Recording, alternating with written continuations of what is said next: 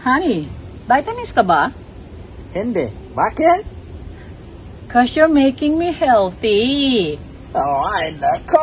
Hello and welcome back to our channel. May intelligent question ng ating viewers na si Josephine Valerio. Ano daw ba ang maiging vitamins para sa postmenopause? Pero bago yan, alam nyo ba na nagpo-produce din ng estrogen ang mga kalalakihan? Sa pagtanda ng kalalakihan, bumababa ang kanilang testosterone at tumataas naman ang kanilang estrogen. Nakakaranas din sila ng sintomas tulad ng hot flashes, pagiging mainit ng ulo, osteoporosis, kawalan ng buhok sa katawan, infertility, pagkakaroon ng suso, erectile dysfunction, and reduced sex drive, at marami pang iba. Kung kaya naman kung ang mood swing ng inyong mga biste ay grabe pa sa inyo, abay kumonsulta na sa doktor. May ilang misconception between drugs and vitamins. Ang drug ay synthetic and artificial and it's considered unsafe. Ang vitamins, or also known as vitamins, ay isang set ng organic at natural na molecules na kailangan natin i-consume for different and proper metabolic function. Ito ay considered safe until mapatunayan na ito ay unsafe. Ang vitamins ay kailangan natin kainin dahil hindi ito pinoproduce ng ating katawan. Matatagpuan ang natural na molecules na ito sa ating mga kinakain tulad ng gulay, prutas, isda, karne, at ang ating mga iniinom. Kung ang ating estrogen ay bumababa na dulot ng postmenopausal, kumain tayo ng mga pagkain sagana sa vitamina at naglalaman ng estrogen. Ito ay mahalaga sa ating puso, blood vessels, bone strength, brain protection, and mood regulation. So in any form of treatment, mapanatural o artificial, kumonsulta tayo sa ating doktor. Thank you and see you next week for another interesting topic.